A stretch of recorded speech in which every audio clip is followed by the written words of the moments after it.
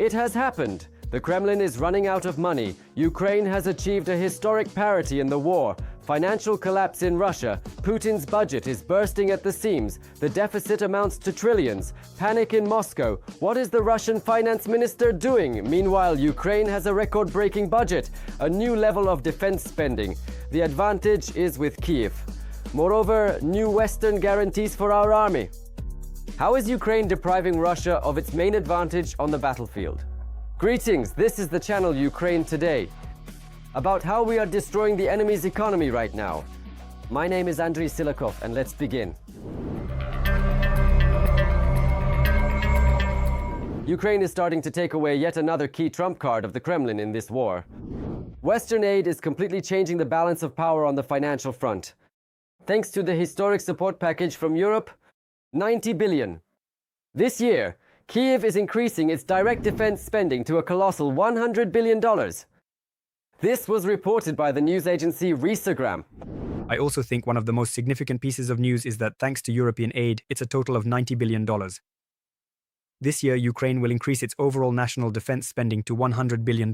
This is up from $64 billion, as was originally planned for the duration of this year, rising from $61 billion, as it was in 2025. This amount does not include separate aid from national partner governments, which, according to an informal agreement, should not be less than $40 billion and is preliminarily expected to reach up to $50+ billion. In 2025, it was $45 billion. But these $100 billion are just the baseline. This does not include separate bilateral aid from the national governments of partner countries.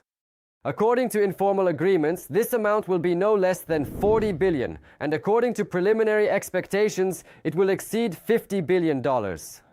And most importantly, our allies guarantee us the preservation of these volumes for years to come, with the possibility of further increases. That is, in total, in 2026, Ukraine's defense expenditures will amount to about $140 to $150 billion, with a trend toward maintaining the ability of Ukraine and its partners to sustain these expenditures at this level for several years if necessary, even with the potential for further increases. It is precisely thanks to these figures that the gap between Moscow's and Kyiv's expenditures has essentially disappeared. For the first time, we have achieved complete parity. Yes, the Kremlin has planned to spend almost 13 trillion rubles on the war, which at the official exchange rate paints a nice figure for Russians, $181 billion. But the aggressors' budgets are initially set, always, extremely optimistic. And the real exchange rate used by their ministries is almost 100 rubles to the dollar, which immediately brings their budget down to 134 billion. According to this indicator, the gap between Moscow's and Ukraine's expenditures has essentially evened out. The Kremlin will spend this year, or at least plans to, though it's not certain they'll be able to finance everything, 12.93 trillion rubles. At the current exchange rate of 71 rubles to the dollar, that's $181 billion. But these numbers come with caveats, since the Kremlin's initial budgets are usually extremely optimistic. In addition, the quality of these Russian expenditures cannot withstand any criticism. The lion's share of the Russian military budget is burned up before it even reaches the front lines. Huge sums are spent on complex schemes to circumvent Western sanctions, and part of the money simply disappears into the total corruption that is breaking all records in the Russian army. Moreover, Russian economists have been backed into a corner. They don't know how to devalue their currency without creating a colossal inflation risk for the entire country. And most importantly, this is a meta trend. If for Ukraine this trend is confidently projected until the middle of 2028 and shows a dynamic growth in capabilities along the way, then the Kremlin, on the contrary, is trying to hold on to what it has, given its own economic situation. Earlier, against the backdrop of the Iranian crisis, Moscow postponed the idea of revising the budget, expecting a significant positive currency effect from the crisis. There is such an effect, but apparently it is extremely insufficient, given the existing problems in the economy. And while Ukraine's financial capabilities are steadily growing, with a planning horizon at least until the middle of 2028, Russia is rapidly sinking. Amid the crisis, the Kremlin was counting on a huge influx of foreign currency from oil sales. And although their revenues turned out to be catastrophically small to save the sinking economy, in just the first 4 months of this year, the Russian budget deficit broke through the ceiling. 5.9 trillion rubles, even though the annual plan was only 3.8 trillion. Because already this week, the Russian Minister of Finance in Moscow, despite seeing record inflows of foreign currency from oil over the past 2 months, has proposed the urgent necessity to freeze all civilian expenditures and eliminate the funding for a number of state programs. Among the several different reasons for this, one of the single biggest factors is the budget deficit, which in the first 4 months has already managed to reach a total of 5.9 trillion, with an annual plan of 3.8 trillion. In a letter to the government, Minister Silvanov proposed freezing expenditures by 2.9 trillion rubles already this year. By the year 2028, the volume of cuts is proposed to be increased to 7.1 trillion rubles. The panic has reached such a level that this week, Russia's finance minister Anton Silvanov officially proposed cutting off his own population's lifeline. In a confidential letter to the government, he demanded the immediate freeze of all civilian expenditures and the complete cancellation of funding for a number of state programs. Just this year, Silvanov plans to cut almost 3 trillion rubles from the economy. And by 2028, the scale of the cuts should reach 7 trillion. And all these draconian measures are aimed solely at somehow maintaining military spending at the current level, because next year they will have to be cut even more drastically. Ukraine has officially achieved financial parity, neutralizing the Kremlin's main advantage of previous years. Putin's Russia is losing one advantage after another, while our capabilities continue to expand. Kremlin propagandists used to love the saying, "Don't wake the Russian bear." But now the whole world can clearly see who woke up whom. In reality, the outcome for the aggressor will be devastating. There is only one goal: to at least maintain current military spending, although there is already a trend indicating that they will be forced to cut it next year or even as soon as this year. In other words, when it comes to defense funding, Ukraine's capabilities are growing and they are already reaching parity with the Kremlin, effectively neutralizing yet another of the Kremlin's advantages from previous years. Meanwhile, the Kremlin's main trend now is simply to try to maintain its current level.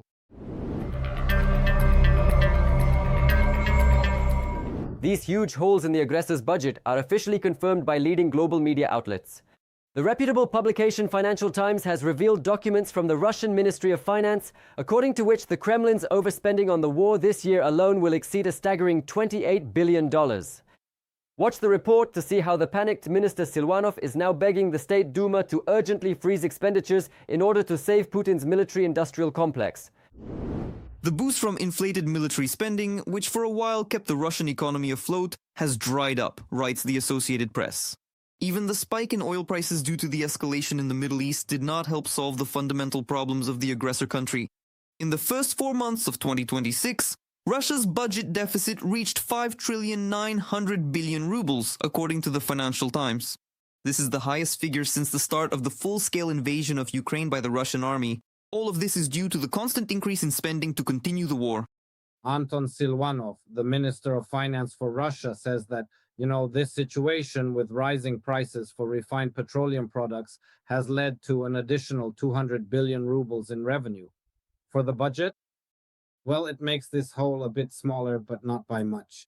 Accordingly, I don't have the most recent financial data yet, but I think we can already say that it's unlikely that the month of May will change this trend of the growing budget deficit. Most likely, it will expand and get even larger, meaning it will reach more than the amount of 6 trillion. Back in February, the head of the Russian Ministry of Finance appealed to the State Duma with a request to freeze part of the planned expenditures in order to offset the growing expenses for the war against Ukraine. For 2026, the Russian budget has allocated almost 17 trillion rubles for military spending, which is nearly 40% of the entire budget. In an attempt to fill the budget, the Kremlin is constantly raising taxes for citizens and businesses. As of January 1st, 2026, amendments to the Federation's tax code came into force.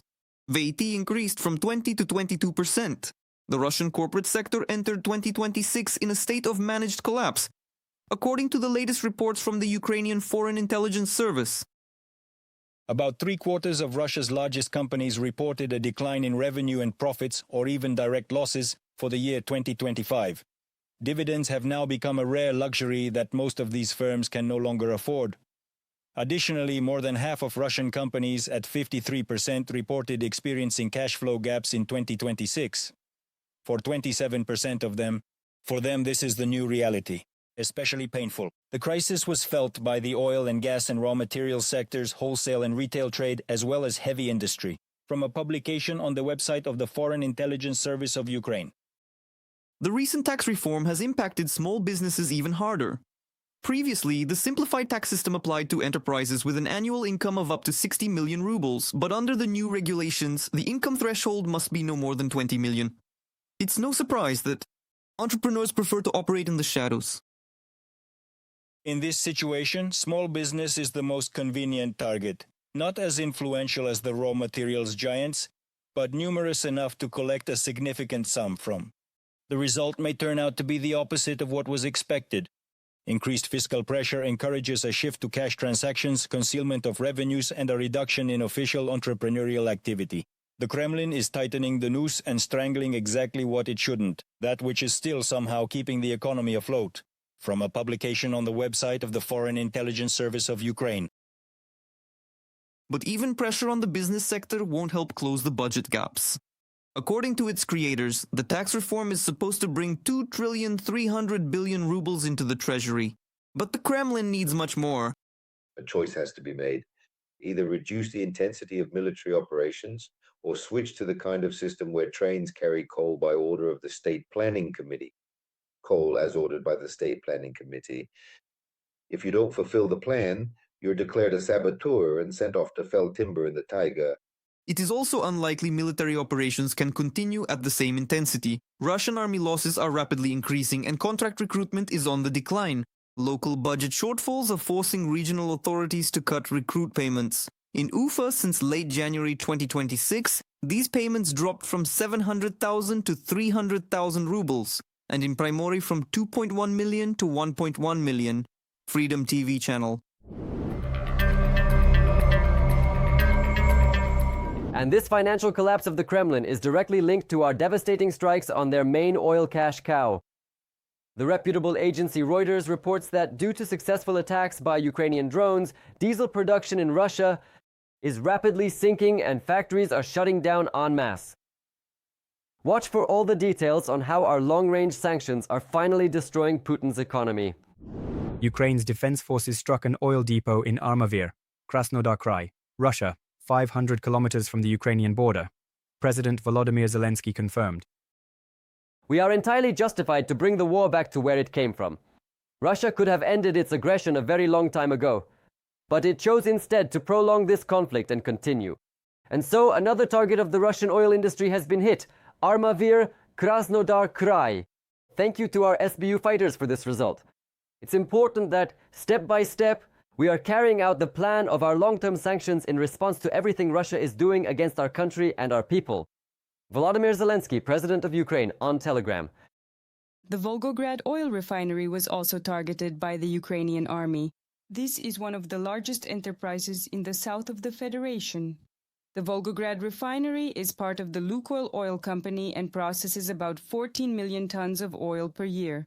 The plant produces gasoline, diesel fuel, and aviation kerosene, including for supplying the Russian occupation army. A fire has been reported on the premises. The primary oil processing units AVT-1, AVT-3, AVT-5, and AVT-6 were hit, as well as the secondary oil processing units. The plant has halted production processes. The extent of the damage is being clarified from the statement of the General Staff of the Armed Forces of Ukraine on Telegram. Ukrainian drones also struck the Yaroslavl 3 oil pumping station. As a result of the attack, 2 oil tanks caught fire with capacities of 50,000 and 20,000 cubic meters. Yaroslavl 3 is a key station on the Surgut-Polotsk pipeline. Through this pipeline, oil from Siberia and northern Russia is delivered to the ports of Primorsk, Ust-Luga, and to Belarus. The station is part of the Russian state company Transneft. Ukrainian long-range sanctions are working well, according to the head of Estonia's Ministry of Foreign Affairs. Europe should also increase pressure on the aggressor country. More sanctions are needed, and as soon as possible, Margus is sure. Chakna. The reality is that while Brussels is deciding who will negotiate with Putin, he is not planning to talk to anyone, but is only intensifying attacks on Ukrainian cities. Ukraine needs to continue to strike at long range. They call these long-range sanctions. These measures are working very effectively, and we just need to consistently apply more pressure and show strategic patience. Margus Chakna, Minister of Foreign Affairs of Estonia, in a comment to the media. The effectiveness of the Ukrainian tactics is demonstrated by the numbers. Diesel fuel production in Russia in May decreased by 10%, which added to the same 10% drop in April, according to calculations by Reuters agency. A decline in production, a direct consequence of Ukrainian strikes. Fuel shortages in territories occupied by Russia and Crimea led to gasoline limits from May 30th. Sales are limited to 20 liters per person daily. The Moscow Times reports most Crimean stations have already run out. Diesel fuel is also in short supply. The same restrictions have been introduced in occupied Sevastopol. The situation is no better in the occupied territories of Zaporizhzhia and Donetsk regions, according to journalists from the Moscow Times. The current geopolitical situation has reached a point where Russia will never return to a standard level of refining. We already clearly and fully understand this. It will never return to a normal way of life, the peak of which was seen just before the war. I can't imagine how that's possible. Just as I can't imagine the lifting of sanctions, but even if there were no sanctions, I can't fathom how much money would need to be poured into the Russian Federation in order to simultaneously restore logistics, at the same time revive the aviation industry, and as for the oil and gas industry, it will not be restored. In order to somehow cover the budget deficit, the Kremlin is hunting for money from small and medium-sized businesses, reports the Ukrainian Foreign Intelligence Service. The tax service, together with the Russian Central Bank, is developing an algorithm for automatically tracking undeclared income through banking transactions. Government authorities currently expect that the system will be fully operational by the year 2027 and will bring the budget about 47 billion rubles on an annual basis. The Ukrainian Foreign Intelligence Service believes that increased fiscal pressure will lead to a total shift of businesses into the shadow economy, which will only further exacerbate the ongoing crisis in the Russian economy. And all these record-breaking budgets, Ukraine immediately directs toward the development of unique technologies that crush the enemy on the battlefield. Our newest strike drone, the Behemoth, is already actively fighting at the front, delivering dozens of kilograms of explosives over 300 kilometers, directly to the occupiers' positions. Which specific Ukrainian weapon is radically changing the rules of the game in our favor right now? Watch further. Here is where its warhead is located. The first part is a high explosive fragmentation warhead. The second part, a bit further back where the fuel tanks would normally be, contains a thermobaric warhead. This is a true airborne giant. The Behemoth is a unique Ukrainian heavyweight among drones.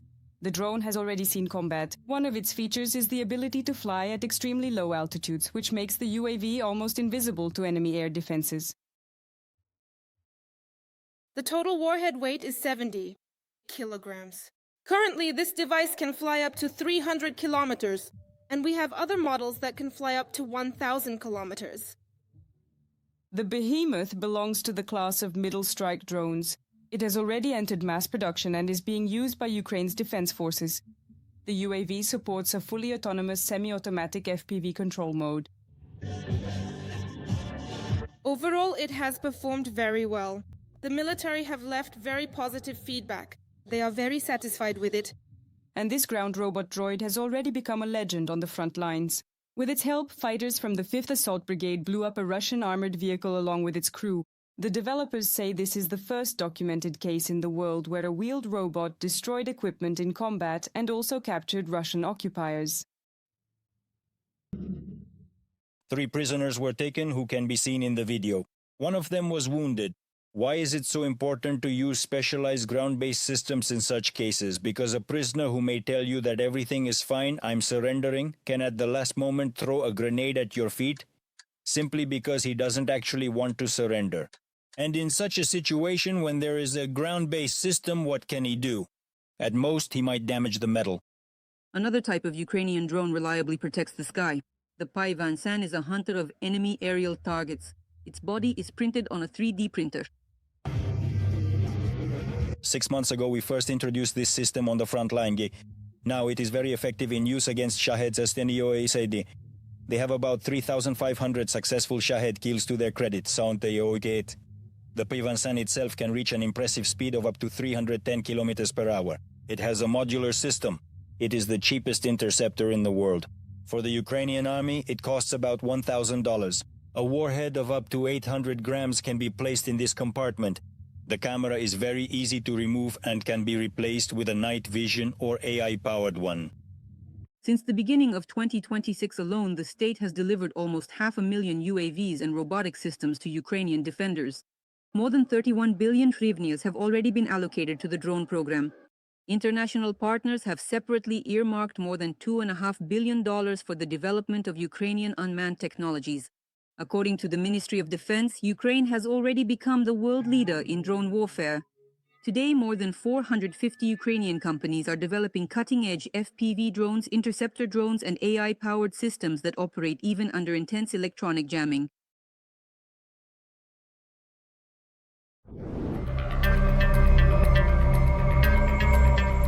And what do you think about these events? Comment below, leave a like, and stay updated on the news. More is on the way.